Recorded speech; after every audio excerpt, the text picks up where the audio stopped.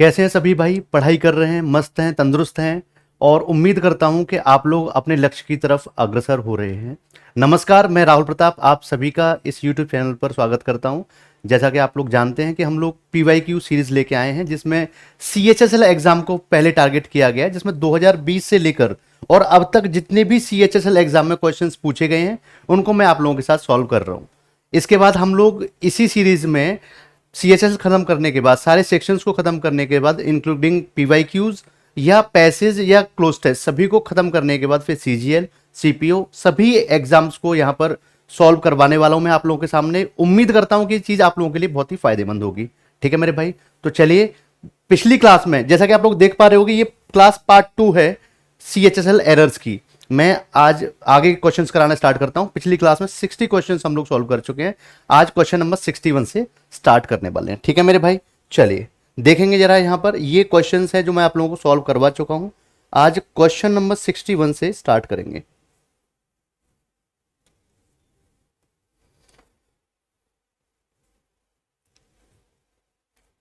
इसमें डायरेक्ट जाने का नहीं है कि कोई ऑप्शन?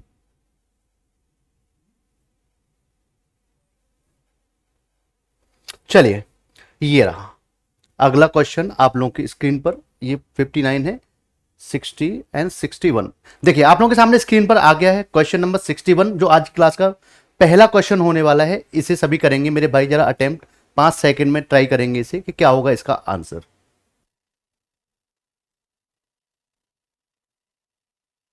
चलिए 5 सेकंड खत्म हो गए हैं, देखते हैं। अच्छा, जब भी आप क्वेश्चन को अटेम्प्ट करते हैं, एरर वाले, स्पेशली एरर डिटेक्ट करने वाले क्वेश्चंस को, तो हम आप लोग पूरा क्वेश्चन एकदम से पढ़ने की कोशिश मत किया कीजिए। वन गो में अगर क्वेश्चन पढ़ लिया, फिर आप जो सेक्शन स्लैश दिया हुआ है उस सेक्शन में कोरिलेशन को समझने की कोशिश किया कीजिए। अगर आप कोरिलेशन को पकड़ पाएंगे तो क्वेश्चन बहुत आसान हो जाएगा। ठीक है मेरे भाई, तो इसे पढ़ने की कोशिश करते हैं। And it just recently awarded. अब इससे क्या पता लग रहा है आप लोगों को कि ये पास्ट इंडेफिनिट टेंस है। क्या है मेरे भाई? पास्ट इंडेफिनिट टेंस है और इट की बात की गई है। Awarded $1 million contract. अच्छा, ये कॉन्ट्रैक्ट नहीं है, ये वर्ड है कॉन्ट्रैक्ट। आर लिखना भूल गया हूं, कॉन्ट्रैक्ट है भाई। ठीक है, contract that reeks of corruption. अब यहां पर समझने की कोशिश करेंगे, इट क्या है? यहां पर या तो कोई टेंडर रहा होगा या किसी ऐसी चीज जो गवर्नमेंट से हमें एक प्लान के रूप में मिली है, जो काम हमें गवर्नमेंट को करके देना है। उस सेंटेंस को उसने बताया है आधा काट करके। आधा काट करके क्यों बोल रहा हूं? क्योंकि यहां पर जो एंड कंजक्शन से सेंटेंस स्टार्ट हो रहा है, इसका मतलब ये कही गई पूरी बात नहीं है, बहुत सारी बातें कहीं, उनमें से एक बात ये रही होगी। ठीक है, it just recently awarded $1 million contract. $1 million contract. ठीक है, दैट, अब ये जो कॉन्ट्रैक्ट है, that reeks of corruption. That reeks of corruption. अच्छा, रीक का मतलब क्या होता है? To smelt badly. Reek of corruption. अब यहां पर इसका मतलब क्या है कि इससे कैसी बू आती है? करप्शन की बू आती है। भाई साहब, ऐसा लग रहा है कि जैसे इसमें करप्शन किया गया है। ठीक है मेरे भाई, तो इसका मतलब मुझे इसमें कहीं पूरे सेंटेंस में कोई भी एरर नहीं दिखा।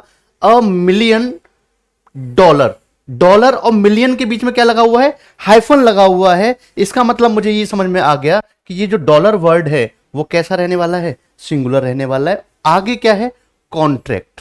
ये इसका मेन नाउन है पूरे फ्रेज का, $1 मिलियन कॉन्ट्रैक्ट। ठीक है, जैसे हम लोग यूज करते हैं 100 रुपी नोट,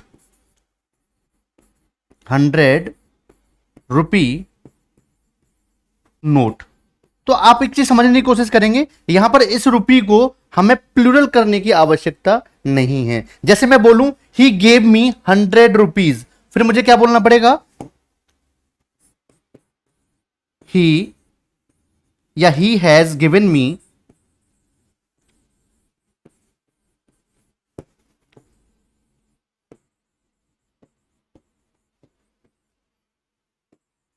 100 रुपीज। अब मुझे क्या लिखना पड़ेगा? यहां पर रुपीज लिखना पड़ेगा, क्योंकि मैंने यहां पर नोट को मेंशन नहीं किया है। ठीक है मेरे भाई, तो यहां पर समझ में आ गया होगा। इसका मतलब इस सेंटेंस में कोई भी गलती नहीं है। नो एरर चिपका करके आगे निकल लेंगे। नेक्स्ट क्वेश्चन देखेंगे, क्वेश्चन नंबर 62 आपके सामने है। ठीक है मेरे भाई, अब इस क्वेश्चन नंबर 62 में एक्चुअली क्या होता है ना कि जब भी हम एग्जाम देने जा रहे होते हैं तो हम माइंड मेकअप करके जाते हैं कि जो हमने बेस्ट 100 रूल्स की सीरीज देखी है, बेस्ट 500 रूल्स की सीरीज देखी है, यहां तक कि एग्जाम से एक दिन पहले हम लोग ये सोच के जाते हैं कि जो सर ने 10 रूल, ये बेस्ट रूल कराए हैं, इन्हीं में से एग्जाम में आने वाला है। लेकिन मेरे भाई, एग्जाम का ट्रेंड बहुत चेंज हो चुका है। चीजों को समझने की कोशिश कीजिए। अब यहां पर देखेंगे, इस सेंटेंस में आपके सामने वोकैब का पूरा खेल है। इस बात को समझने की कोशिश करेंगे। Today in fit of frenzied rage and jealousy you would have killed me your brother. अब यहां पर देखेंगे, today in fit of frenzied rage. अब यहां पर मैं दो वर्ड्स की बात करूंगा। एक वर्ड है फ्रेंजीड। क्या वर्ड है मेरे भाई? फ्रेंजीड। ठीक है, एक वर्ड ये लिखा हुआ है और दूसरा वर्ड लिखा हुआ है रेज। इन दोनों का ही मतलब होता है एंगर आउट ऑफ कंट्रोल। क्या मतलब होता है मेरे भाई? एंगर आउट ऑफ कंट्रोल, मतलब इतना गुस्सा कि जिस पर काबू ना पाया जा सके, दैट इज कॉल्ड फ्रेंजीड। और उसी को क्या बोलते हैं हम लोग?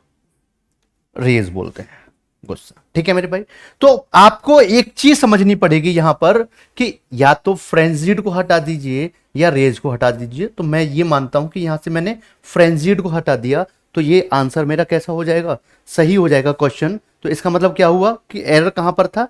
डी पार्ट में एरर था। क्लियर है? यानी कि दोनों सिनोनिम्स हैं, दोनों आपस में क्या है? सिनोनिमस वर्ड हैं। तो इसलिए हमें किसी एक वर्ड का यूज करना है। क्लियर है? चलिए आगे बढ़ते हैं नेक्स्ट वर्ड की तरफ। अब यहां पर अगर आपको वोकैब नहीं पता है, आपको पार्ट्स ऑफ स्पीच का कोरिलेशन नहीं पता है, तो आप इस क्वेश्चन को कर नहीं सकते हैं, ये मेरी गारंटी है। नेक्स्ट क्वेश्चन नंबर 63 देखेंगे, ध्यान देंगे सभी भाई। A study finds that the average staff cost at public sector bank is high than that at its private sector counterpart. अब यहां पर बात की जा रही है कि जो कॉस्ट है, जो किस पर खर्च की जा रही है? स्टाफ पर खर्च की जा रही है, वो पब्लिक सेक्टर बैंक्स में ज्यादा है इन कंपैरिजन टू जो प्राइवेट काउंटर पार्ट्स हैं। प्राइवेट काउंटर पार्ट का मतलब होता है जो समकक्ष होते हैं। जैसे एक गवर्नमेंट सेक्टर, मान लीजिए कि ये कंपनी है जो गवर्नमेंट सेक्टर की कंपनी है और एक प्राइवेट सेक्टर की कंपनी है, तो ये दोनों आपस में क्या है? काउंटर पार्ट्स हैं। क्या बोलेंगे इन्हें? काउंटर पार्ट्स बोलेंगे। क्लियर है? अब यहां पर समझने की कोशिश करेंगे कि यहां पर जब मैंने सेंटेंस को पढ़ा, अ स्टडी फाइंड्स दैट, ये प्रेजेंट इवेंट है जो प्रेजेंट इंडेफिनिट में लिखा गया है। उसमें ये बताया कि एक स्टडी में ये पाया जाता है that the average staff cost, जो एवरेज स्टाफ कॉस्ट है कहां पर? At a public sector bank, public sector bank पर, इज हाई देन। अब यहां पर देन आ गया। क्या आ गया मेरे भाई? देन आ गया। इसका मतलब क्या है? यहां पर कंपैरिजन है, डिग्री ऑफ कंपैरिजन। और कौन सी डिग्री का यूज किया जाएगा? कंपैरेटिव डिग्री का यूज किया जाएगा। जब दो चीजों के बीच में कंपैरिजन किया जा रहा है तो यहां पर क्या है? Degree of comparison. जब स्लाइटली हाई या लो की बात की जाती है तो वहां पर डिग्री ऑफ कंपैरिजन का यूज किया जाएगा। तो इस हाई के स्थान पर किसका यूज करेंगे हम लोग? हायर। किसका यूज करेंगे मेरे भाई? हायर का यूज करेंगे। High, higher, highest. क्लियर है? तो आप इससे इसे कोरिलेट कर पाएंगे। ये डायरेक्टली रूल से हम इस क्वेश्चन को कर सकते हैं, चीजों को पकड़ के। ठीक है, देखेंगे कहां पर है एरर। इसमें सी पार्ट में एरर है। आगे चलते हैं नेक्स्ट क्वेश्चन, क्वेश्चन नंबर 64 देखेंगे जरा। Atmospheric rivers are long narrow bands of moisture in the atmosphere that extends from the tropics to higher altitudes. अब यहां पर देख पा रहे होगी, एटमॉस्फेरिक रिवर्स की बात की जा रही है। कैसी हैं? Are long narrow bands of moisture, लंबी और नैरो बैंड्स ऑफ मॉइस्चर हैं in the atmosphere, in the atmosphere that extends. जो नैरो बैंड्स ऑफ एटमॉस्फेयर है, तो यहां पर नाउन कैसा है? इसका सब्जेक्ट कैसा है? प्लूरल है। और ये जो है इसे हम क्या बोलेंगे? रिलेटिव प्रोनाउन बोलेंगे। क्या बोलेंगे? Relative pronoun. और जब ये रिलेटिव प्रोनाउन प्लूरल नाउन के लिए यूज किया जाएगा तो आप समझ पा रहे होंगे कि इसके अकॉर्डिंग जब वर्ब एग्री करेगी तो वर्ब भी कैसी होनी चाहिए? प्लूरल होनी चाहिए। इसका मतलब इसमें एस और ईएस का यूज नहीं कर सकते, एक्सटेंड बोलेंगे। क्या बोलेंगे? एक्सटेंड। क्लियर है? क्या समझ पा रहे हैं आप लोग इस बात को? तो क्या हो जाएगा? बी पार्ट में आपका एरर हो जाएगा। इस एक्सटेंड में से एस हटा देंगे, एक्सटेंड कर देंगे। ठीक है, आगे बढ़ते हैं नेक्स्ट क्वेश्चन। क्वेश्चन नंबर 65 आप लोगों के सामने स्क्रीन पर है। आंसर बताने की कोशिश करेंगे। It turns out that my father isn't alone. जब आपने एक सेंटेंस पढ़ा, एक छोटा सा सेंटेंस आप लोगों के सामने स्क्रीन पर है, तो इसमें केवल हमें क्या समझने की जरूरत है कि एक कोरिलेशन को समझने की जरूरत है। इट सब्जेक्ट है, इट टर्न्स आउट, इससे ये निकल के आता है, ये मुझे समझ में आता है, या ये हम समराइज कर सकते हैं क्या, that my father isn't alone, मेरे पिता अकेले नहीं। कैसे नहीं है? अकेले नहीं है। तो इसमें मुझे कोई भी गलती नहीं दिखाई दे रही है, तो मैं नो एरर के साथ जाऊंगा, आगे बढ़ जाऊंगा। Next question number 65। ठीक है, नेक्स्ट क्वेश्चन ट्राई करेंगे। क्वेश्चन क्या कह रहा है? When we cook garlic the sulphide molecules raise into the air and fill the room with their pleasing aroma. Answer बताएंगे जरा जल्दी से सभी।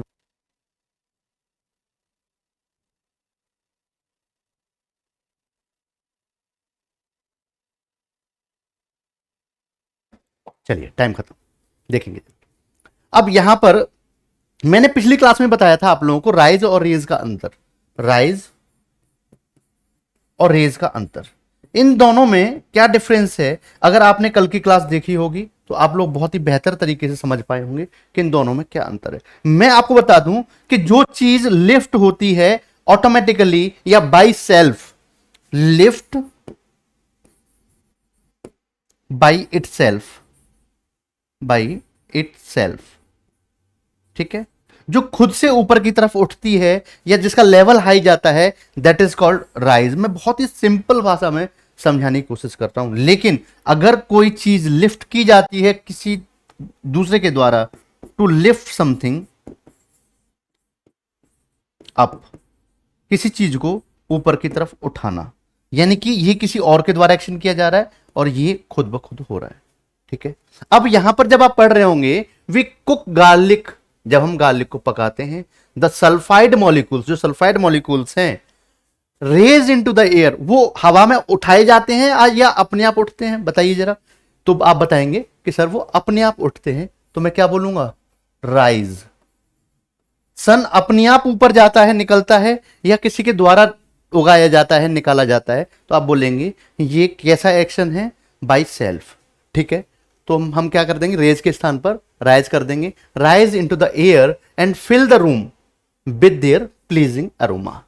दूसरी चीज यहां पर अगर आप सब्जेक्ट वर्ब एग्रीमेंट की बात करें तो पहला क्लॉज केवल इतना सा है, ये जो मैंने लाइन के अंदर बंद कर दिया।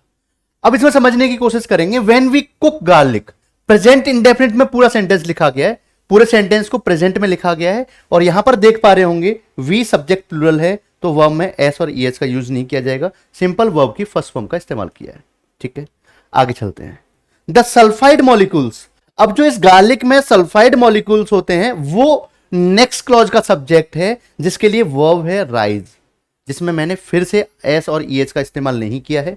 एक प्रेजेंट इवेंट है, एक फैक्ट है जो बताया जा रहा है, और यहां पर ये जो मॉलिक्यूल्स है वो प्लूरल है, इसलिए वर्ब भी कैसी है? प्लूरल है, इनटू द एयर। एंड, और ये कंपाउंड सेंटेंस के लिए हमने किसका यूज किया है? एंड कंजक्शन का यूज किया है। और ये जो वर्ब है फिल, ये किसकी वर्ब है? मॉलिक्यूल्स के लिए ही वर्ब फिल है। कौन मॉलिक्यूल, कौन फिल करते हैं? मॉलिक्यूल्स फिल कर देते हैं रूम को, किससे? It's sorry their pleasing aroma, जो उनकी मॉलिक्यूल्स की जो प्लीजिंग एरोमा होती है, जो गंध होती है, सुगंध होती है, उससे रूम को क्या कर देते हैं? भर देते हैं। तो भाई ये पूरा सा इसके पीछे कॉन्सेप्ट है। ठीक है, तो आंसर क्या हो जाएगा? B is the correct answer. Next question की तरफ चलते हैं, समझने की कोशिश करेंगे। पहले इस क्वेश्चन को पढ़ते हैं। This was no strange sight to the boy by the time, for he had neither gun or spear. अब यहां पर एक छोटा सा कॉन्सेप्ट मैं जल्दी जल्दी बता के निकलता हूं। आप लोगों ने पढ़ा होगा कॉन्सेप्ट ईदर और। अगर पॉजिटिव है तो ईदर और अगर नेगेटिव है तो नीदर नॉर। इस नीदर को नाइदर भी पढ़ते हैं, तो आप ये नहीं बोलेंगे कि सर ने गलत पढ़ दिया। इसे नीदर भी पढ़ते हैं, नाइदर भी पढ़ते हैं, ईदर भी पढ़ते हैं, आइदर भी पढ़ते हैं। क्लियर है? तो क्या बोलेंगे? This is no strange sight to the boy by that time. उस समय तक उस बच्चे के लिए, उस लड़के के लिए कोई भी स्ट्रेंज साइट नहीं था, ये दृश्य कोई अजीब नहीं था। For he had neither gun. अब ये जो नीदर है इसके साथ पेयर किससे बनाएंगे हम?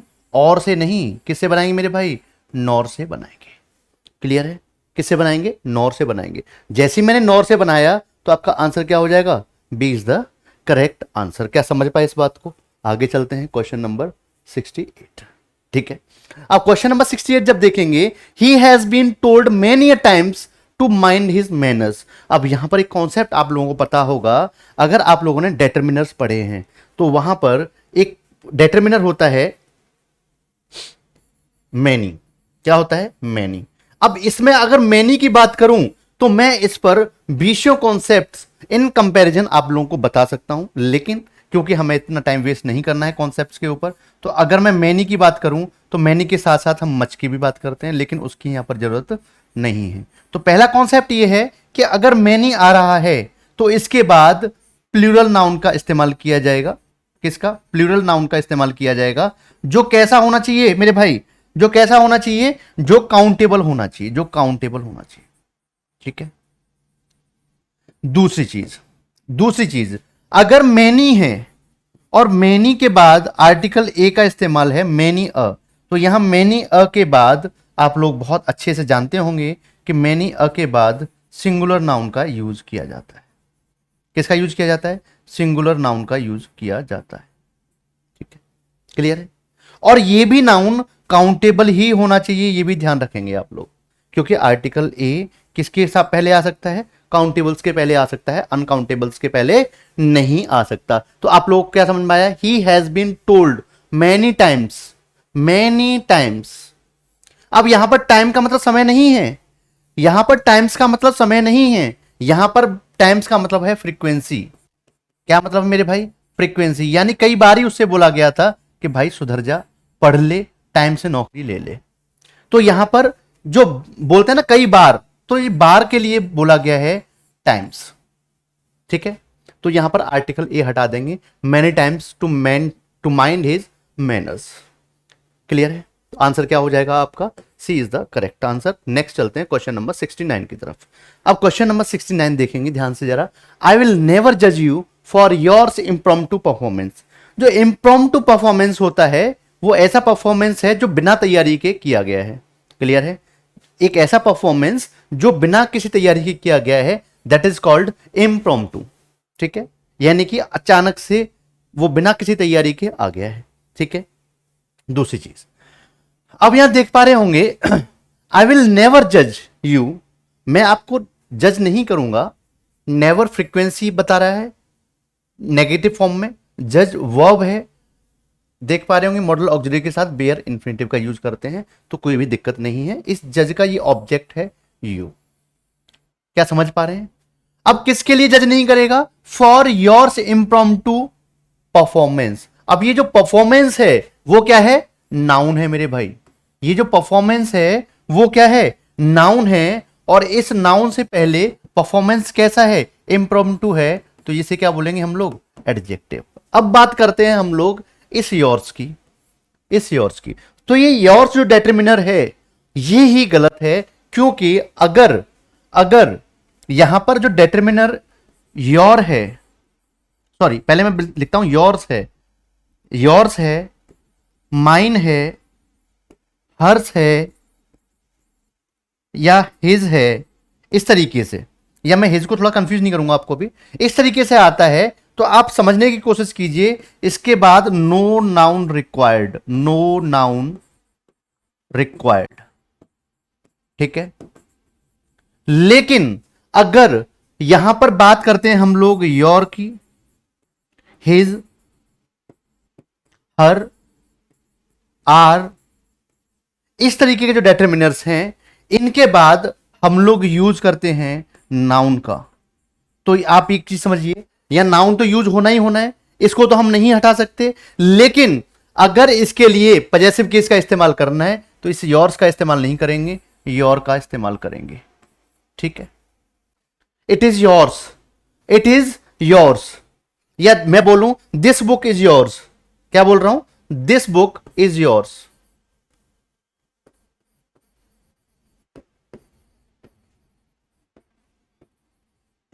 ठीक है, लेकिन दूसरे सेंटेंस में किस तरीके से यूज कर सकता हूं मैं यहां पर इसे, मैं इसे बोल सकता हूं दिस इज योर बुक। दोनों ही सेंटेंस में एक ही बात को बोला गया है, लेकिन जो वर्ड्स हैं उनके पार्ट्स ऑफ स्पीच में बहुत डिफरेंस आ गया, बहुत डिफरेंस आ गया। यहां पर जो दिस है वो एडजेक्टिव है, लेकिन यहां पर जो दिस है ये प्रोनाउन है। समझ पा रहे हैं? इस योर्स के बाद हम नाउन का यूज नहीं कर सकते, लेकिन योर के बाद नाउन का यूज करेंगे। क्या समझ पाए इस बात को या नहीं समझ पाए? आगे बढ़ते हैं नेक्स्ट क्वेश्चन, क्वेश्चन नंबर 70। ठीक है, अटेम्प्ट करेंगे जरा इस क्वेश्चन को और आंसर बताने की कोशिश करेंगे यहां पर कि क्या होगा इसका करेक्ट आंसर। ठीक है, देखेंगे। If conventional arrangements and patterns are made more scarer other arrangements and patterns will string up. तो यहां पर ये क्वेश्चन देखेंगे। इस क्वेश्चन में बहुत ही आसान सा क्वेश्चन है, अगर आप फ्री फ्लो में जाएंगे तो आप लोग एकदम से पकड़ लेंगे कि क्या एरर होना चाहिए। ठीक है मेरे भाई, बताओ जरा 5 सेकंड में इसका आंसर।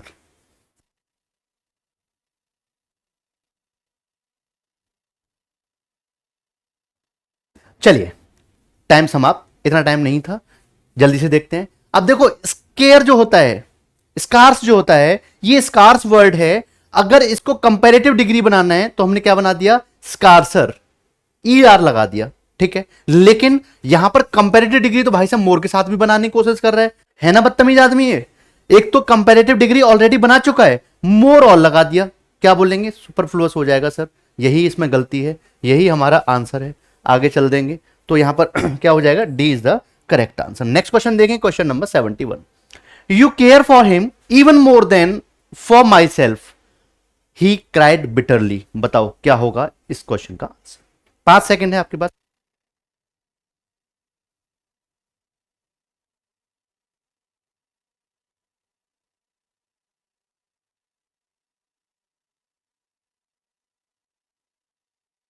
ठीक है भाई, देखेंगे। 5 सेकंड खत्म हुए आपके। You care for him even more then, अब यहां पर देख पा रहे हो, ये भाई साहब है फिक्स, जो केयर करते हैं, जिसके वजह से परेशानी। मान लेते हैं कि मैं क्या एग्जांपल दूं, एक एग्जांपल लेते हैं कोई बढ़िया सा। हाँ, कि ये कोई महिला मित्र है आकाश की। ठीक है मेरे भाई, देखेंगे जरा। आकाश की ये महिला मित्र हैं और आकाश जी यहां पर हैं, ये रे, और ये कह रहे हैं अपनी महिला मित्र से। अब ये क्या हो गए? ऑब्जेक्ट हो गए। ध्यान दीजिएगा कि ये प्रेम कर रही हैं, केयर कर रही हैं, किसकी? हिम की। अब ये भाई साहब बता रहे हैं कि आप उसकी ज्यादा केयर करती हो इन कंपैरिजन मेरे। तो यहां पर क्या हो गया? दो ऑब्जेक्ट्स हैं, मतलब दो लौंडे हैं ये, और ये महिला है, और महिला सब्जेक्ट के रूप में है, लड़के दोनों ऑब्जेक्ट के रूप में। तो आप लोग समझ पा रहे होंगे इस बात को सीधी सादी सी भाषा में, कि जो कंपैरिजन किया जा रहा है वो लड़कों के बीच में, यानी कि दो ऑब्जेक्ट्स के बीच में कंपैरिजन किया जा रहा है। यानी दोनों ही प्रोनाउन का केस कौन सा होना चाहिए? ऑब्जेक्टिव केस होना चाहिए। उम्मीद है समझ पाए होंगे। तो यहां पर माई सेल्फ के स्थान पर क्या किया जाएगा? मी। ठीक है, अब यहां पर फॉर को भी आपको हटाना पड़ेगा। ठीक है, सॉरी, फॉर नहीं हटाएंगे, केवल माई सेल्फ को हटा देंगे, फॉर मी। तो यहां पर क्या आ जाएगा? ऑब्जेक्टिव केस आ जाएगा। तो मेरे कहने का मतलब यह है कि जब भी हम कंपैरिजन दो सब्जेक्ट्स के बीच में किया जाता है तो सब्जेक्टिव केस आता। अगर कंपैरिजन दो ऑब्जेक्ट्स के बीच में किया जा रहा है तो दोनों ही जगह ऑब्जेक्टिव केस का इस्तेमाल किया जाएगा। यही इसमें गलती थी। तो आंसर क्या हो जाएगा? C is the correct answer. Next चलते हैं, question number 72। Once I run in the Sonoran desert in Arizona after huge rain event. बताने की कोशिश करेंगे, 5 सेकंड है आप लोगों के पास।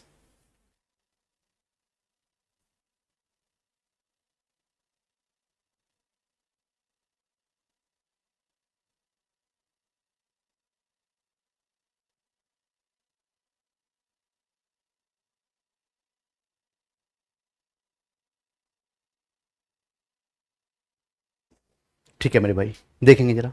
सिंपल सा है, कोई भी दिक्कत नहीं है। जब भी बात आएगी, यहां पर बात चल रही है वंस, किसकी बात चल रही है? मतलब एक बार ये ऐसा हुआ था। आप लोगों ने कहानी पढ़ी है, once upon a time there was a king, इस तरीके की कहानी पढ़ी है। तो इस तरीके की कहानी पढ़ी है तो हम देख पा रहे होंगे वंस, है ना। यहां पर इस वंस से हमें यह पता लग रहा है कि एक पास्ट इवेंट है। कैसा इवेंट है?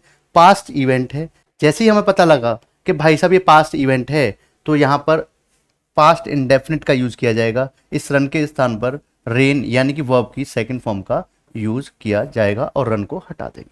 ठीक है, once I ran the Sonoran desert in Arizona after huge rain event. Clear है मेरे भाई? तो ए क्या हो जाएगा? करेक्ट आंसर हो जाएगा। आगे चलते हैं question number 73। As per the study mosquito borne dengue fever infects little 400 million people annually. यहां पर आपको न तो वोकैब को पकड़ना है, न किसी कॉन्सेप्ट को पकड़ना है, केवल आपको पकड़ना है इस सेंटेंस के फील को कि सेंटेंस कहना क्या चाहता है। तो बताइए क्या होगा इसका आंसर? 5 सेकंड में इसका जवाब।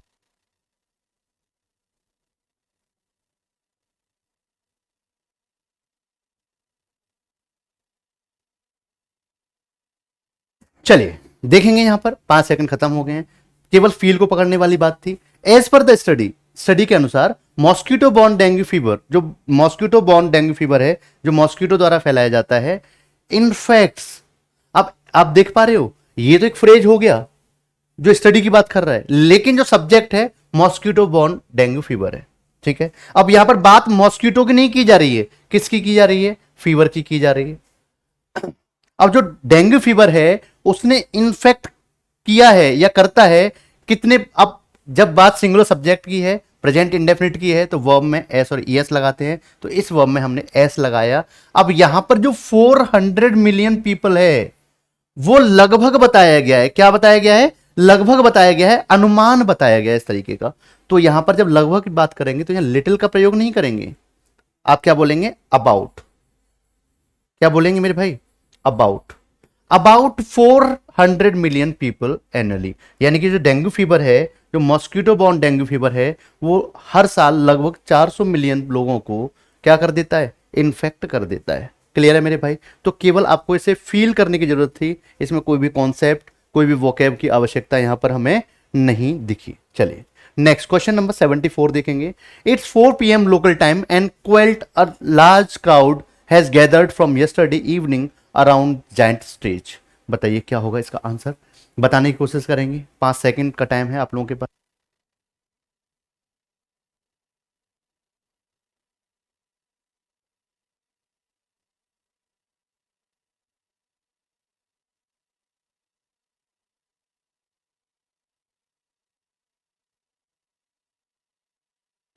देखेंगे जरा से। अब यहां पर देख पा रहे होंगे क्या लिखा हुआ है? इट्स। इट और एस के बीच में कॉमा लगा हुआ है, इसका मतलब क्या है? It is. क्या है इसका मतलब? It is.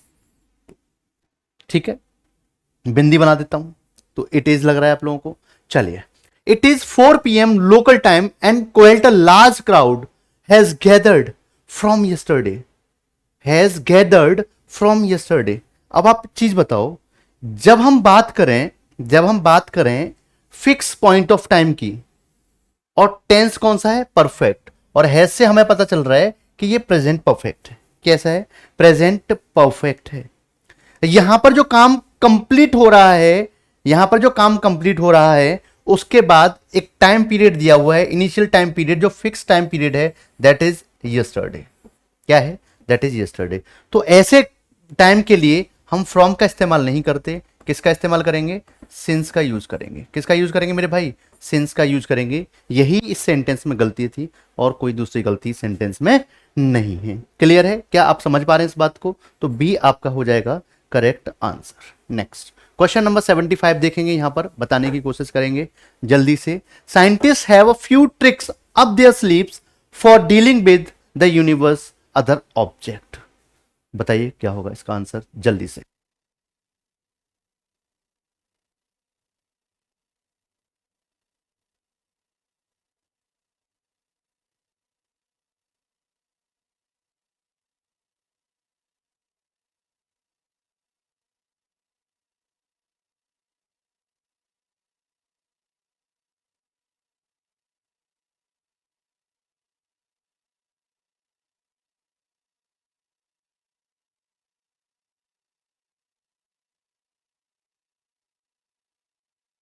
देखेंगे जरा। Scientist have a few tricks up their sleeves. अब पहले तो हमें समझना यह जरूरी है, अगर इसका मीनिंग हम जानना चाहते हैं, तो पहली चीज तो एक ईडियम है, tricks up their sleeves. Tricks up या ट्रिक अप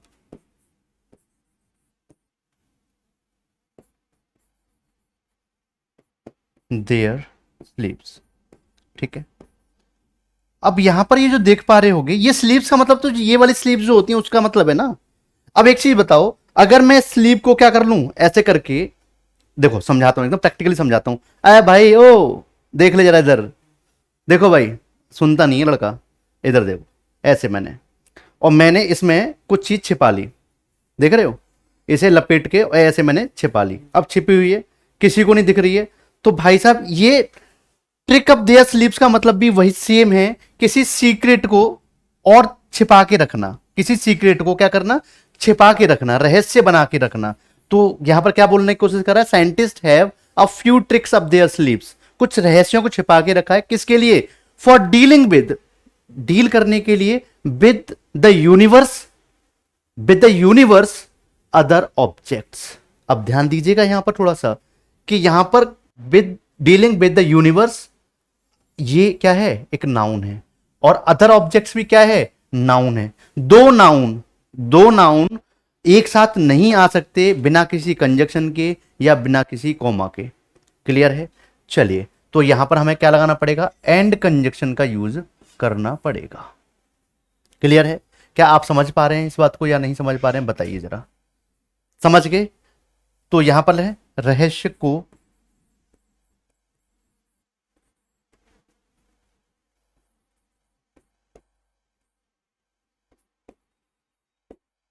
छिपा कर रखना।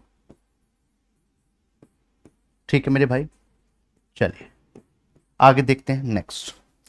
तो क्या हो जाएगा इसका आंसर, आपका आंसर हो जाएगा D is the correct answer. Next चलते हैं क्वेश्चन नंबर 76। क्वेश्चन नंबर 76 पढ़ेंगे जरा।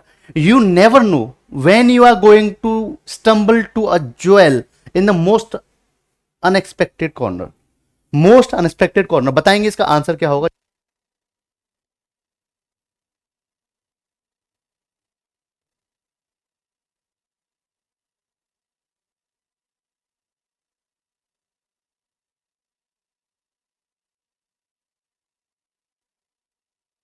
ठीक है, देखेंगे जरा। यू नेवर नो, आप कभी नहीं जानते कि आप कब stumble to a jewel. Jewel बोलते हैं, ज्वेल बोलते हैं हीरे को, रत्न को। ज्वेल किसे बोलते हैं, जो प्रेसियस स्टोन्स होते हैं, दैट इज कॉल्ड ज्वेल।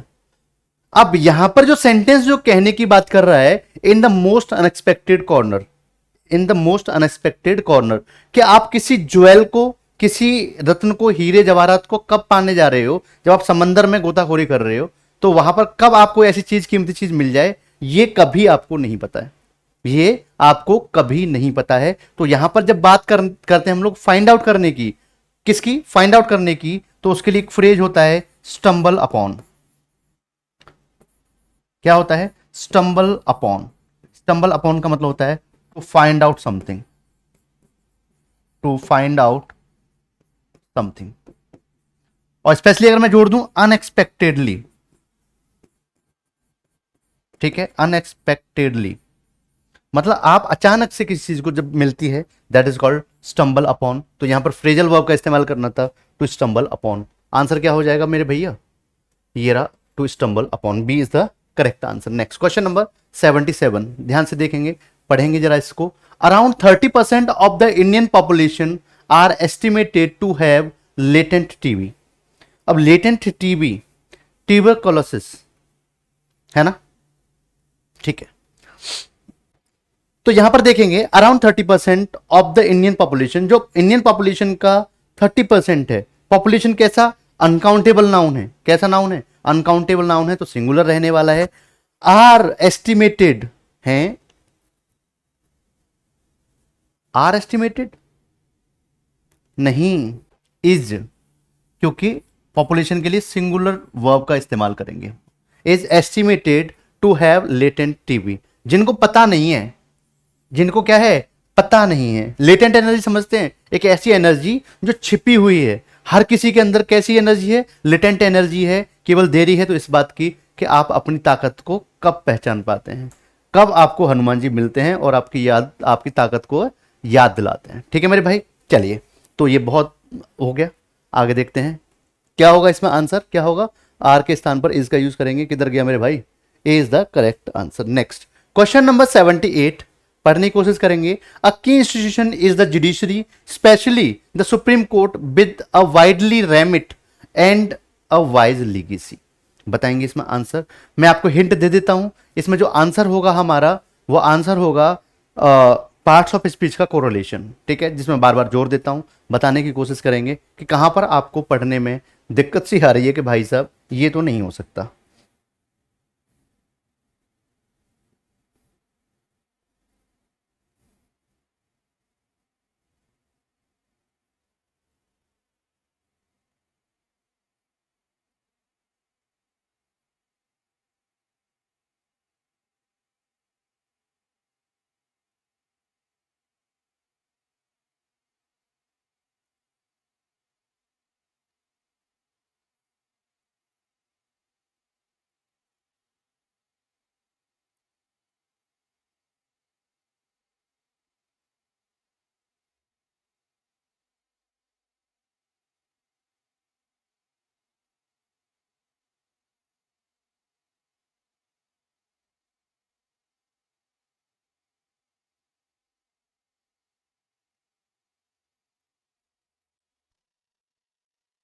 देखेंगे जरा। अब की इंस्टीट्यूशन, जब बात की जा रही है की इंस्टीट्यूशन की, इज द जुडिशरी।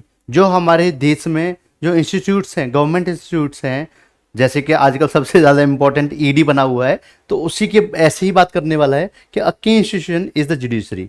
जो हमारे देश में की इंस्टीट्यूशन हैं उनमें से एक क्या है, जुडिशरी है, स्पेशली द सुप्रीम कोर्ट। और उस की इंस्टीट्यूशन में भी सबसे ज़्यादा जो इंपॉर्टेंट है वो कौन है, सुप्रीम कोर्ट है। कौन है मेरे भाई, सुप्रीम कोर्ट है। विद अ वाइडली रेमिट, ये जो रेमिट है वो क्या है, नाउन है। रेमिट क्या है मेरे भाई, नाउन है। और नाउन को मॉडिफाई करने के लिए हमें आवश्यकता होती है किसकी, एडजेक्टिव की। लेकिन यहां क्या लिखा हुआ है, वाइडली, तो आप क्या बोलेंगे, एडजेक्टिव वाइड, वाइड रेमिट। क्या बोलेंगे, वाइड रेमिट, है ना। And wise legacy, and wise legacy. तो आपको समझना था कि यहां पर ये जो रेमिट है वो नाउन है, उसके लिए हमें किसकी आवश्यकता है, एक एडजेक्टिव की आवश्यकता है। और एडजेक्टिव क्या होगा, वाइज, वाइड होगा। क्या होगा, वाइड। वाइड का मतलब विस्तृत। क्या मतलब होता है इसका, विस्तृत। ठीक है, क्या समझ पाए आप लोग या नहीं समझ पाए, बताएंगे जरा सभी। क्लियर है, आगे चलते हैं। Next question, question number 79। The presidential election turned out to be one of the biggest landslide in the history. छोटा सा कॉन्सेप्ट है, इसमें कोई बड़ा कॉन्सेप्ट नहीं है, बहुत बार आप पढ़ चुके हैं। बस सेंटेंस थोड़ा सा लंबा देखकर आप डर जाएं तो पता नहीं भाई मेरे को, ठीक है। तो देखेंगे यहां पर कि क्या कहना चाह रहा है। द प्रेसिडेंशियल इलेक्शन, जो प्रेसिडेंशियल इलेक्शन हुआ, टर्न्ड आउट, वो ऐसा प्रूव हुआ, to be one of the. अच्छा, जब बात कर रहे हैं वन ऑफ की, वन ऑफ वाला कॉन्सेप्ट आप लोगों ने पढ़ रखा होगा। वन ऑफ के बाद, ईदर ऑफ के बाद, ईच ऑफ के बाद, ठीक है, इनके बाद जो नाउन होता है वो कैसा होता है, प्लूरल होता है। कैसा होता है, प्लूरल। क्लियर है। अब यहां पर देख, वन ऑफ द बिगेस्ट, ये एडजेक्टिव की सुपरलेटिव डिग्री है। लैंडस्लाइड सिंगुलर नाउन है, इससे आपको क्या करना था, प्लूरल करना था, लैंडस्लाइड्स इन हिस्ट्री। क्लियर है। तो यहां पर क्या हो जाएगा, D is the correct answer. क्या समझ पाए आप लोग या नहीं समझ पाए। नेक्स्ट क्वेश्चन, क्वेश्चन नंबर 80, थोड़ा जल्दी करते हैं। Although people had been on watch and the watch keepers were very tired. हालांकि जो लोग थे वो देखभाल कर रहे थे, और जो वॉच कीपर्स थे वो बहुत ज्यादा थके हुए थे, बहुत ज्यादा थके हुए थे। अब आगे जो क्रक्स है वो देखेंगे। Everyone were up and buzzing, everyone up and buzzing मतलब एनर्जाइज था, हर किसी के अंदर एनर्जी थी, हर कोई उत्साहित था। तो यहां पर देख पा रहे होंगे, एवरीवन के साथ, एवरीवन के साथ, ईच के साथ, एनी के साथ, इस तरीके की जो मैं ऐसे बोलूं डिस्ट्रीब्यूटिव प्रोनाउन के साथ, या डिस्ट्रीब्यूटिव प्रोनाउन के साथ,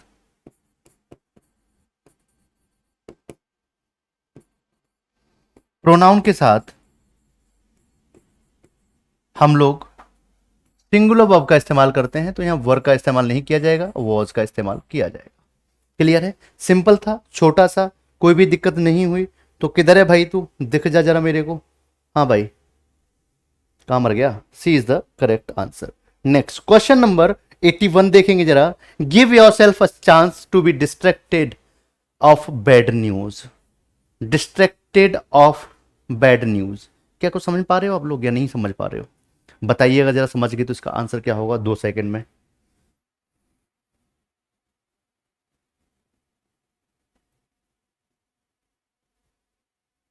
ठीक है, बताएंगे जरा।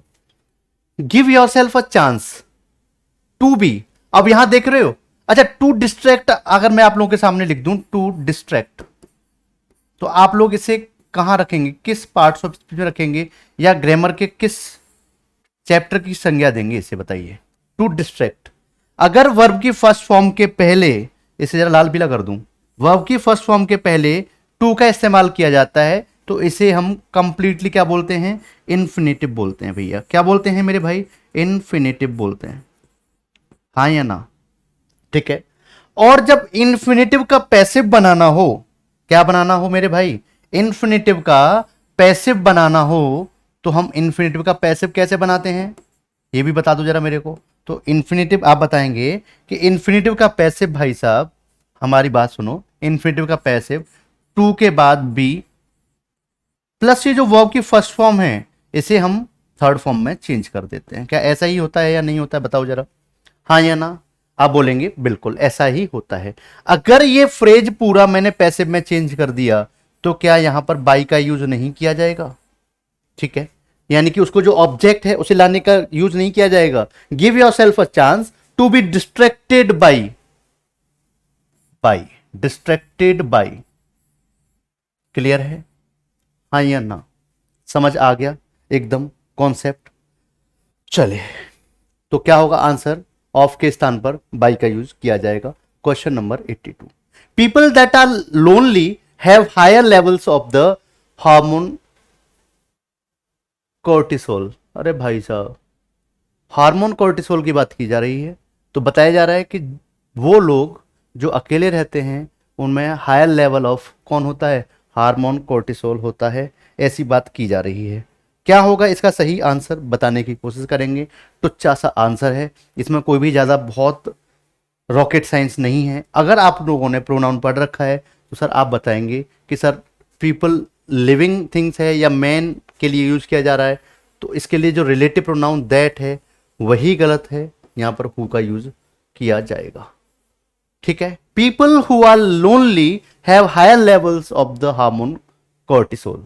ठीक है, तो क्या होगा यहां पर, किधर गया भाई, दैट के स्थान पर हु का यूज किया जाएगा। A is the correct answer. Clear है, चलिए next question number 83, if someone you are talking to is open of learning more encourage that continued curiosity.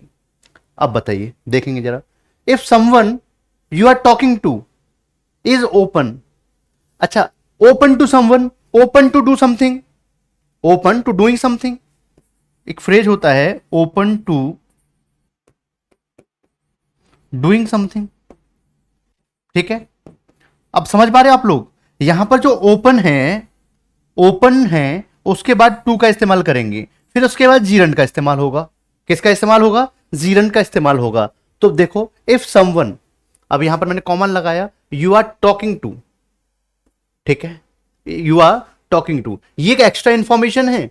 अब if someone is open to learning, open to learning more, ठीक है, open to learn more, encourage that continued curiosity, encourage that continued curiosity. ये क्या encourage करता है, जो continued curiosity है उसे बढ़ाता है। क्लियर है यहां पर या नहीं, बताइए जरा, क्लियर है। चलिए, तो आंसर क्या हो जाएगा, open to learning, C is the correct answer.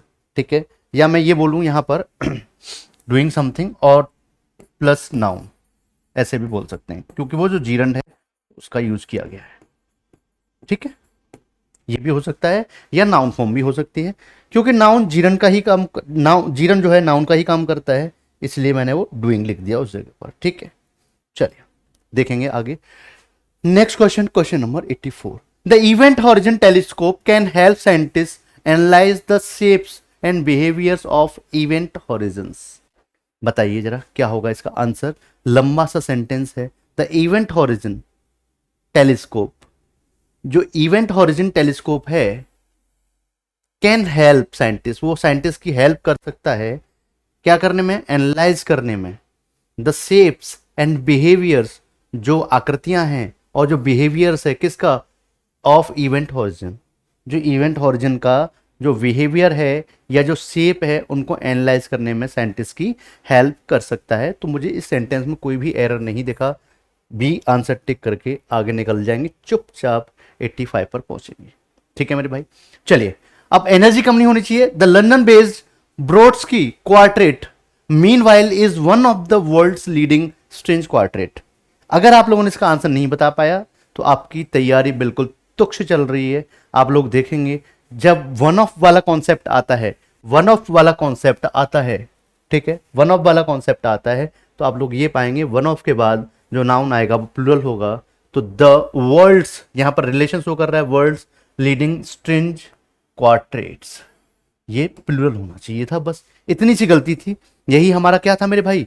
Answer था। तो यहां पर देख पा रहे होगे क्वार्टेट्स लास्ट में कहां पर आया? B is the correct answer. क्या समझ पाए आप लोग या नहीं समझ पाए? बताइए जरा।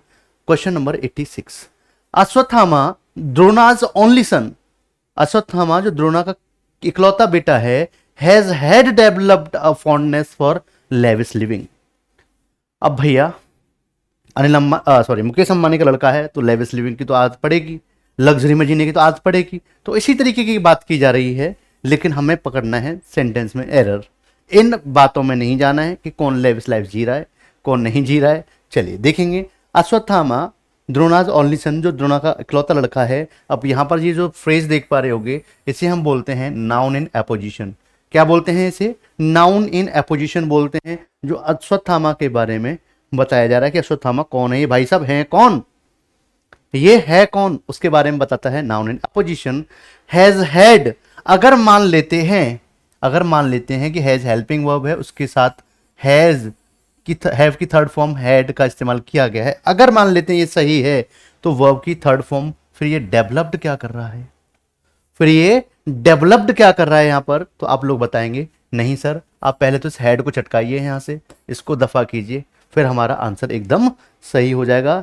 हैज डेवलप्ड, जो डेवलप कर चुका है लेविश लाइफ जीने की आदत को। ठीक है मेरे भैया, चलिए क्या हो जाएगा answer? C is the correct answer.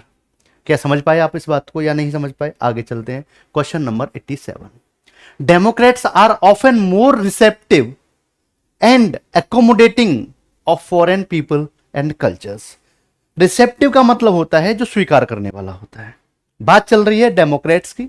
जो डेमोक्रेट्स होते हैं, जो लोग जो है डेमोक्रेसी में बिलीव करते हैं, वो लोग ऐसे होते हैं कि फॉरेन कल्चर्स को, फॉरेन क्या लिखा हुआ है, और चीज़ों को जो है, फॉरेन जो पीपल हैं उनको एक्सेप्ट करने में कोई ज़्यादा बुराई नहीं मानते हैं। तो इसी बात पर क्या समझेंगे? डेमोक्रेट्स आर ऑफन, जो डेमोक्रेट्स होते हैं वो अक्सर कैसे होते हैं? मोर रिसेप्टिव, मोर के बाद एडजेक्टिव देख पा रहे होंगे, एंड एकोमोडेटिंग। लेकिन ये जो एकोमोडेटिंग है वो एडजेक्टिव नहीं है, जीरंड है, तो यहां पर एकोमोडेटिव करना पड़ेगा। क्या करना पड़ेगा मेरे भैया? एडजेक्टिव यूज करना पड़ेगा, एकोमोडेटिव।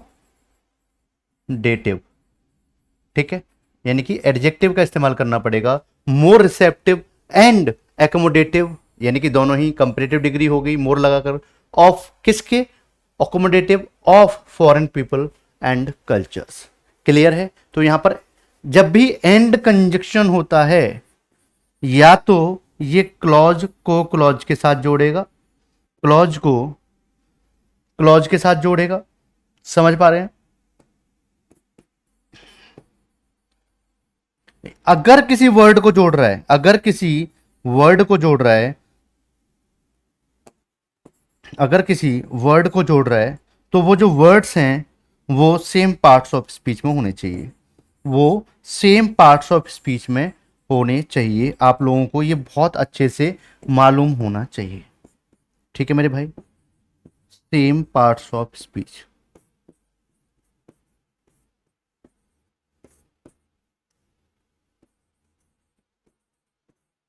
ठीक है, चलिए। अगर एडजेक्टिव है एंड के पहले, तो एंड के बाद एडजेक्टिव होना चाहिए। अगर नाउन है तो नाउन होना चाहिए, प्रोनाउन है। अब मैं इससे नहीं बोल सकता कि प्रोनाउन है। क्यों नहीं बोल सकता? क्योंकि वहां पर कहीं ना कहीं हो सकता है वो दोनों ऑब्जेक्ट के रूप में काम कर रहे हैं, तो एक प्रोनाउन भी हो सकता है और एक नाउन भी हो सकता है। ठीक है, क्या समझ पाए आप लोग या नहीं समझ पाए? तो किधर है भैया accommodative? D is the correct answer. Next question, question number 88, बताने की कृपा करेंगे जरा मुझे, मेरे ऊपर। Balloons filled with helium travel hundreds और इवन थाउजेंड्स ऑफ माइल। आप लोग, क्या आप इस कॉन्सेप्ट को जानते हैं? छोटा सा कॉन्सेप्ट है, पहले मैं आप बता दूं यहां पर कि यहां पर एस का इस्तेमाल किया जाएगा, आप बोलेंगे माइल्स। क्यों हो रहा है? वो इसलिए हो रहा है कि कुछ वर्ड्स होते हैं नाउन में, जैसे 100, ठीक है, जैसे 1000, जैसे मिलियन। अगर ये जो वर्ड्स हैं, इसमें और भी हो सकते हैं, जैसे डजन, ठीक है। अगर ये वर्ड्स अकेले आते हैं और इनके बाद ऑफ आता है, ठीक है, और फिर अगर कोई नाउन आएगा तो वो नाउन प्लूरल होना चाहिए। कैसा होना चाहिए? प्लूरल होना चाहिए। पहली चीज क्लियर है। दूसरी चीज, अगर मैं ऐसे बोलूं कि अगर कोई भी न्यूमरल एडजेक्टिव से स्टार्ट हो रहा है, न्यूमरल एडजेक्टिव, ठीक है, प्लस इन वर्ड्स में से कोई भी वर्ड आ रहा है, मैं इन सभी को लिख देता हूं यहां पर, वर्ड्स गिवन बिलो, ठीक है, जो वर्ड्स नीचे दिए हुए हैं उनमें से कोई वर्ड आ रहा है, ठीक है, गिवन बिलो, ठीक है, जो वर्ड्स नीचे दिए हुए हैं, तो ये जो वर्ड हैं वो सिंगुलर रहेंगे। वो क्या रहेंगे? सिंगुलर रहेंगे। प्लस यहां पर जो नाउन आएगा, ठीक है, क्या आएगा? नाउन आएगा। अब मेरे कहने का मतलब यह था कि अगर इस तरीके से कोई कॉम्बिनेशन है और यहां पर न्यूमरल एडजेक्टिव नहीं है, no numeral adjective, no numeral adjective, तो आप लोग ध्यान रखेंगे ये नाउन कैसे होंगे? प्लूरल होंगे। कैसे होंगे मेरे भाई? प्लूरल होंगे। और ऑफ के बाद आने वाला नाउन भी कैसा होगा? प्लूरल होगा। ठीक है, क्या समझ पाए? तो यहां पर थाउजेंड्स, क्योंकि कोई भी न्यूमरल एडजेक्टिव आगे नहीं है, डायरेक्ट ही वर्ड है, तो थाउजेंड्स ऑफ के बाद जो नाउन है वो कैसा होना चाहिए? प्लूरल होना चाहिए। ठीक है, लेकिन अगर मैं बोलता 1000 माइल, 1000 माइल, क्या बोलता? वन, लाल से लिखूं पहले अलग से दिखे जिससे कि 1000 माइल,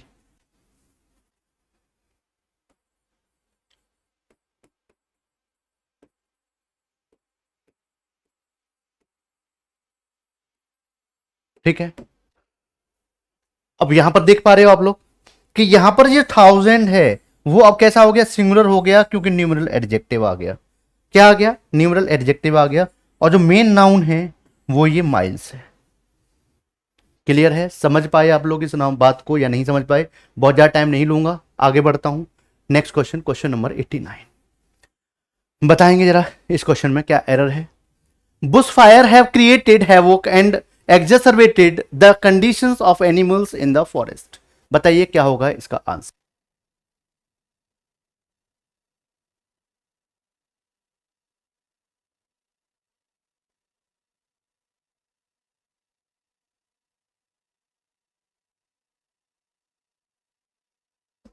आसान सा था, कोई दिक्कत तो नहीं है इसमें। क्या दिक्कत है भाई बताओ जरा। जब बुश फायर की बात चल रही है, जो जंगलों में लगने वाली आग की बात चल रही है, जो आपके जीवन में लगी हुई है, तो आप देख पा रहे होंगे बुश फायर सिंगुलर नाउन है, सिंगुलर सब्जेक्ट है, तो वर्ब भी सिंगुलर होनी चाहिए या नहीं होनी चाहिए? बताइए जरा मेरे को एक बार। अब आप बोलेंगे ये तो बहुत सिंपल था, इसमें तो कुछ भी नहीं था, आगे क्यों नहीं बढ़ जाते जल्दी से? मैं बढ़ जाता हूं भाई साहब। लो, question number 19, you will never regret this wonderful experience with your life. अच्छा, कितना टुच्चा एरर दिया बता, देख रहे हो तुम लोग? समझ पा रहे इस बात को? कह रहा है विद योर लाइफ है। बताओ जरा क्या होगा आंसर 5 सेकंड में।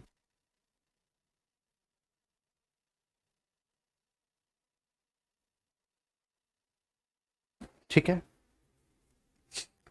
अब एक चीज बताओ, you will never regret this wonderful experience, आप इस वंडरफुल एक्सपीरियंस को कभी भी रिग्रेट नहीं करोगे। विद योर लाइफ नहीं भाई साहब, या तो आप बोलिए इन योर लाइफ, आप अपने पूरे जीवन में, इन योर लाइफ, पूरे जीवन में कभी इस वंडरफुल एक्सपीरियंस को रिग्रेट नहीं करेंगे कि भाई साहब हम एक वाटरफॉल में जा करके और गोते लगा रहे हैं। और आप बाद बाकी कुछ भी इमेजिन कर सकते हैं इस चीज़ को।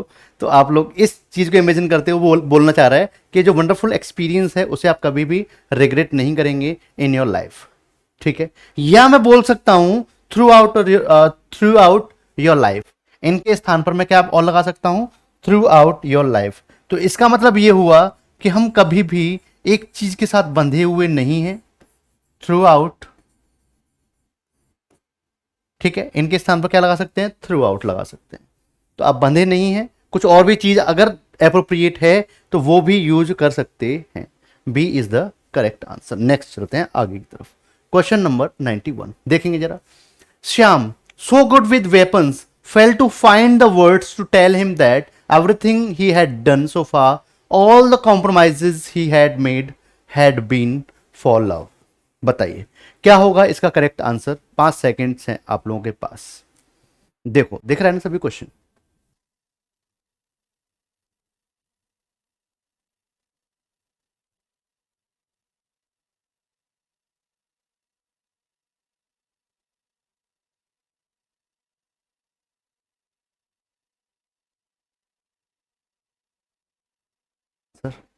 देखेंगे जरा क्या होगा इसका आंसर।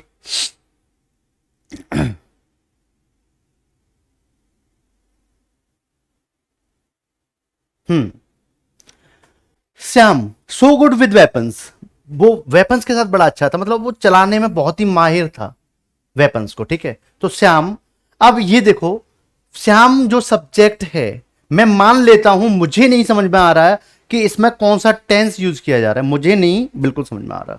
लेकिन क्या मुझे बताओ कि ऐसी कोई कंडीशन बन सकती है कभी भी कि सिंगुलर सब्जेक्ट टेंस में रहा हो और वर्ब की फर्स्ट फॉर्म आ रही हो विदाउट एनी हेल्पिंग वर्ब? क्या ऐसी कोई भी कंडीशन पॉसिबल है?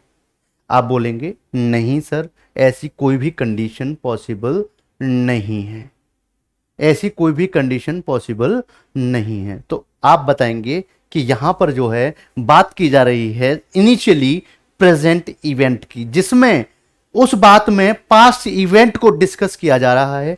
तो यहां पर बोलेंगे Shyam fails to find the words, fails to find the words, वो वर्ड नहीं ढूंढ पा रहा था कि मुझे क्या बोलना चाहिए। आप कभी कभी एस्टाउंड हो जाते हैं ना किसी सिचुएशन में, या जब कोई बड़ा व्यक्ति आपके सामने आ जाए तो आपको समझ में नहीं आ रहा कि भाई साहब, ये जो भाई साहब या अंकल जी मेरे सामने जो खड़े हुए हैं, बॉस सामने खड़े हुए हैं, इनसे मुझे क्या बोलना चाहिए, कुछ समझ में नहीं आ रहा है, तो आप चुप रह जाते हैं। तो उसी को वो एक्सप्लेन कर रहे हैं कि fails to find the words to tell him, ये बताने में बिल्कुल असफल था that everything he had done, उसने जो कुछ भी किया है, so far all the compromises he had made, sorry, हाँ, कॉम्प्रोमाइजेज ही हैड मेड, जितने भी कॉम्प्रोमाइजेज उसने अपनी लाइफ में किए थे या उसने जो कुछ भी किया था, हैड बीन फॉर लव, वो सब किसके लिए किया था, अपने प्यार के लिए किया था।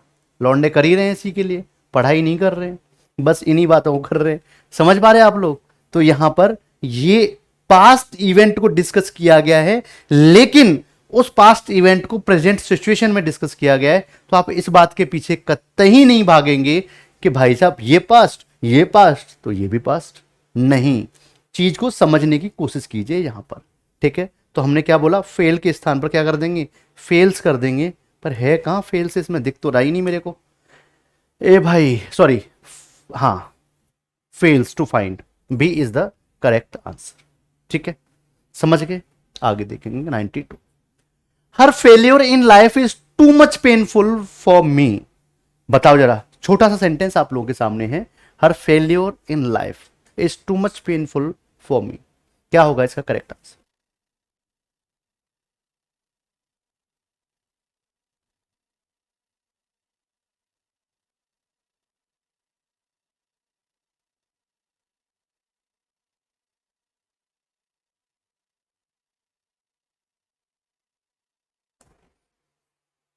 देखो,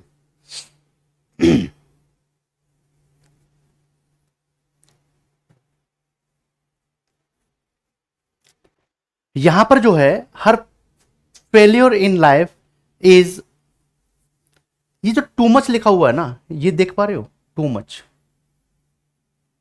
यहां पर इस मच का यूज नहीं करेंगे। किसका यूज नहीं करेंगे? मच का यूज नहीं करेंगे। लेकिन अब इसी के साथ मुझे एक कॉन्सेप्ट याद आ रहा है जिसमें टू मच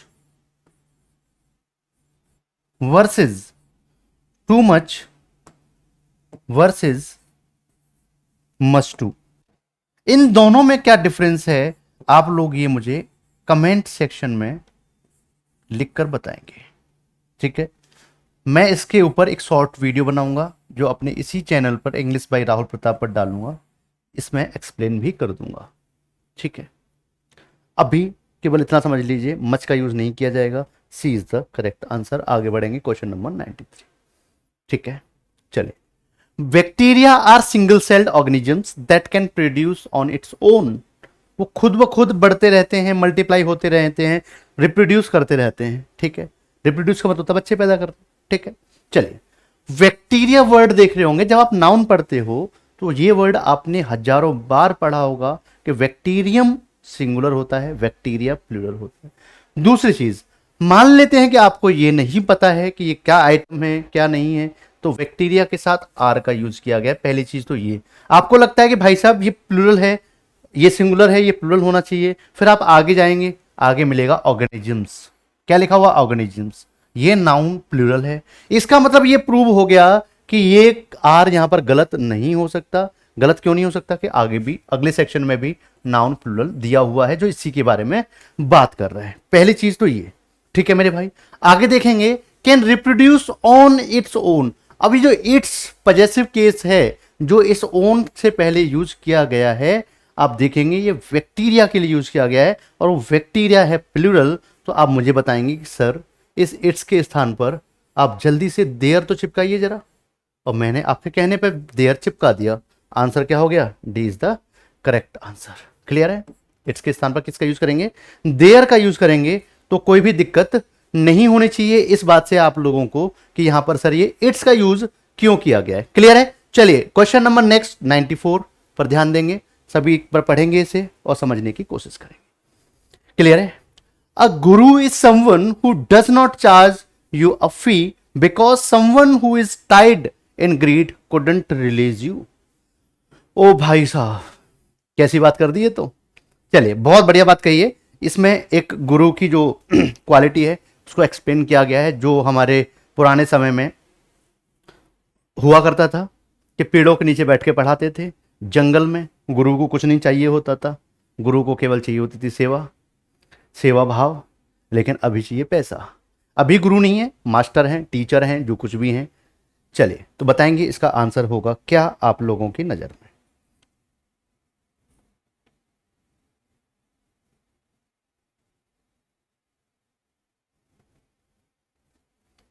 क्या मैं बता दूं? हाँ सर, बता दीजिए। देखिए, अब यहां पर फैक्ट्स को प्रोड्यूस किया जा रहा है आपके सामने, तो इसका मतलब यह है अगर फैक्ट्स है तो प्रेजेंट में होगा। अ गुरु इज समवन, एक गुरु एक ऐसा व्यक्ति है। हु रिलेटिव प्रोनाउन किसके लिए आया है? इस समवन के लिए। और ये समवन किसके लिए आया है? इस गुरु के लिए, यानी कि सिंगुलर है। हु डज नॉट, बिल्कुल ठीक है, does not charge you a fee, जो आपको फी चार्ज नहीं करता है। ठीक है, because someone who is tied in greed. Tie in greed का मतलब होता है जो लालच में बंधा हुआ है। जो किस में बंधा हुआ है? लालच में बंधा हुआ। ठीक है, लालच में बंधा हुआ। ठीक है, जो लालच में बंधा हुआ है। कुडंट रिलीज यू, वो आपको क्या नहीं कर सकता? आपको रिलीज नहीं कर सकता, आपकी परेशानियों से छुटकारा नहीं दिला सकता। तो आप पहले समझने की कोशिश तो ये करें कि इसमें दो तीन क्लॉज एक दूसरे में फंसे हुए हैं। ये सेंटेंस है कॉम्प्लेक्स सेंटेंस। तो यहां पर देखेंगे अ guru is someone who is, अब यहां पर इज समवन एक अलग क्लॉज है। हु के बाद who does not charge you fee, ये अलग क्लॉज है। अब बिकॉज के बाद रीजन क्लॉज स्टार्ट होता है। Someone who is tied in greed, अब यहां पर हु के साथ ये वाला क्लॉज भी अलग है। समवन कुडंट रिलीज यू, ये क्लॉज अलग है। कंफ्यूज मत होइएगा, ठीक है ना। चलिए, समझ पा रहे हैं आप लोग या नहीं समझ पा रहे हैं, बताइए जरा मेरे को। तो यहां पर ये कुडंट का यूज नहीं किया जाएगा, किसका यूज किया जाएगा? कांट का यूज किया जाएगा। कैन नॉट रिलीज यू, क्यों? क्योंकि ये प्रेजेंट इवेंट है, मैंने बार बार यही इंफेसाइज कर रहा हूं कि प्रेजेंट इवेंट है। कुड का यूज प्रेजेंट इवेंट के लिए भी किया जा सकता है, लेकिन वहां पर या तो कोई ना कोई ऐसी पोलाइटनेस की बात की जा रही होगी। किसकी बात की जा रही होगी? पोलाइटनेस की बात की जा रही होगी, तब किया जाएगा। अदरवाइज कुड का यूज कैन के पास्ट फॉर्म में भी किया जाता है। कैन के पास्ट फॉर्म में, पास्ट फॉर्म ऑफ कैन, ठीक है। तो यहां पर किसका यूज किया जाएगा? कुडंट के स्थान पर कांट का यूज किया जाएगा, ठीक है मेरे भाई। क्या समझ पाए इस बात को आप लोग या नहीं समझ पाए? आगे चलते हैं, next question number 95। And so for the sex of his sun he remained absolutely काम। बताइए जरा, भाई साहब अपने बेटे के लिए एकदम चुप बना रहा बेचारा, उसने अपने मुंह से कोई भी आवाज नहीं निकाली। बताइए क्या होगा इसका आंसर?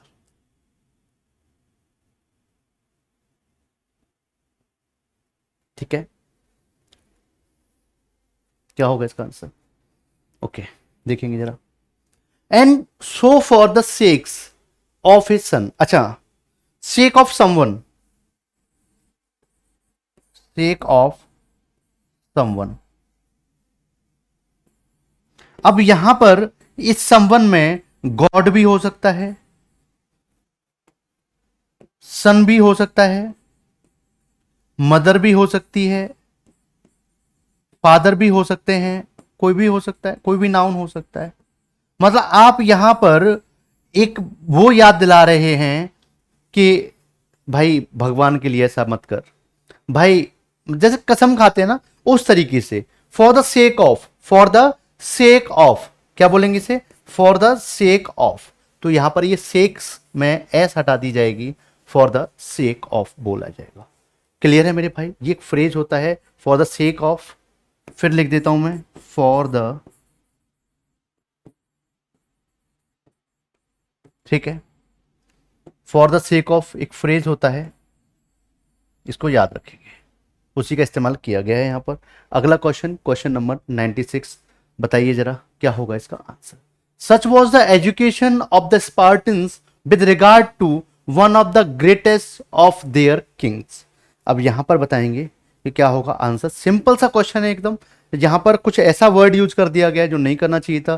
प्रोनाउन की आवश्यकता थी, पजेसिव केस की आवश्यकता थी, लेकिन नहीं की गई। वो बताएंगे इसका क्या होगा आंसर।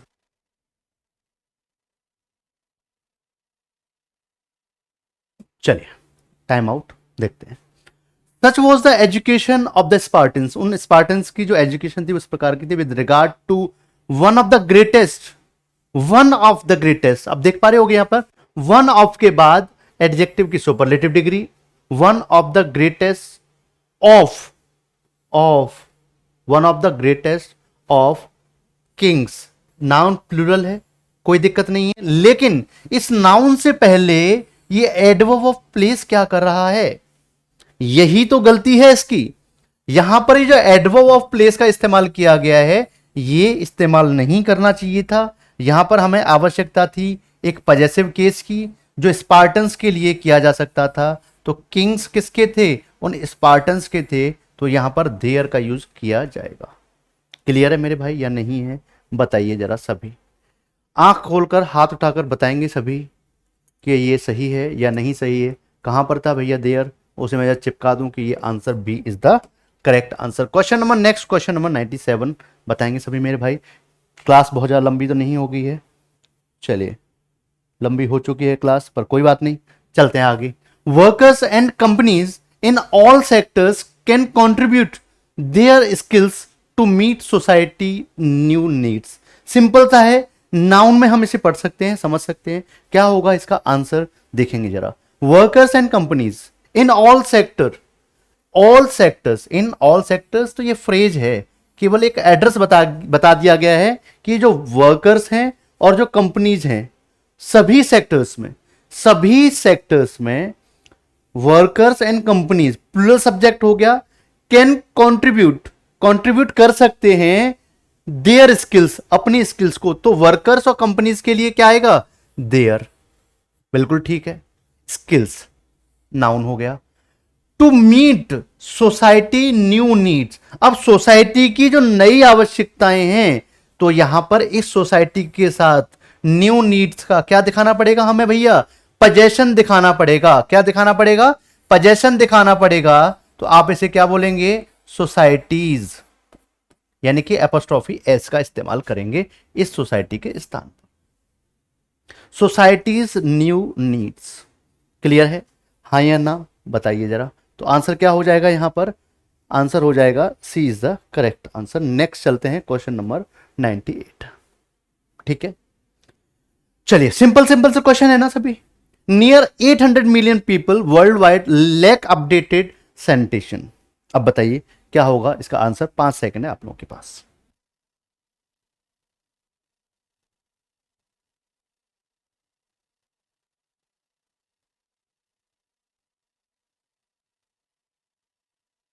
चलिए सिंपल था, कैसे समझिए। अब यहां पर जब बात की जा रही है लगभग की, तो या तो अबाउट का यूज करते हैं, अबाउट मतलब लगभग, या ये जो नियर है, ये जो नियर है ये तो केवल डिस्टेंस शो करता है, डिस्टेंस बताता है कि नजदीक, पास। लेकिन अगर बात करें नियरली, वो बताता है लगभग। ठीक है मेरे भाई, तो यहां क्या यूज किया जाएगा, नियर के स्थान पर nearly 800 million people world wide lack updated. वो कैसे हैं, उन्हें कम जानकारी है किसके बारे में, सैनिटेशन के बारे में, साफ सफाई के बारे में। D is the correct answer. आगे चलते हैं question number 99। That was a good conversation, look forward to meet you. आप देख पा रहे हैं यहां पर, सिंपल सा मैं डायरेक्ट बता देता हूं, लुक फॉरवर्ड टू के बाद जीरंड का इस्तेमाल किया जाता है, लिख देता हूं यहां पर, look forward two plus Jiran. और आप लोग जानते हैं कि जीरन क्या होता है, वर्ब की फर्स्ट फॉर्म में आईएनजी अगर मैं चिपका दूं तो उसी को हम लोग क्या बोलेंगे, जीरन। तो मीट के स्थान पर क्या होगा, मीटिंग यू। क्या होगा मीट के स्थान पर, मीटिंग। ठीक है, मीटिंग यू। ओके, यही आपका करेक्ट आंसर हो जाएगा, B is the correct answer. And the question number 100, जो आज की क्लास का लास्ट क्वेश्चन रहने वाला है आप लोगों के सामने, what is the price of this fancy dress pink. बताइए क्या होगा इसका आंसर। अगर आपने एडजेक्टिव पढ़ा है तो इसका आंसर बहुत आसानी से आप लोग कर पाएंगे, कोई भी दिक्कत नहीं होगी आप लोगों को। चलिए, what is the price of this fancy dress pink, क्या बता पाएंगे आप लोग इसका आंसर। तो ये है आपके सामने क्वेश्चन, जिसका आपको कमेंट बॉक्स में करना है आंसर। कमेंट बॉक्स को भर दीजिए, ज़्यादा से ज़्यादा वीडियो को शेयर कीजिए, जिससे कि मैं आप लोगों के पास और ज़्यादा पहुंच सकूं और ज़्यादा एनर्जी के साथ काम कर सकूं। ठीक है मेरे भाई, तो इसका आंसर आप लोग कमेंट बॉक्स में करेंगे। मैं सही से बोल भी नहीं पा रहा हूँ, काफ़ी लंबी क्लास होगी। चलिए और भी क्लासेस हैं बहुत सारी। ठीक है, तो आप कमेंट बॉक्स में इसका आंसर कमेंट करेंगे। मेरी उम्मीद है कि आप लोग मन लगाकर मेहनत कर रहे होंगे, अपने माँ बाप का, अपनों का और अपना सपना साकार करने के लिए दिन रात एक कर रहे होंगे। चलिए मिलते हैं नेक्स्ट क्लास में, तब तक के लिए पढ़ते रहिए, हंसते रहिए, मुस्कुराते रहिए। जय हिंद।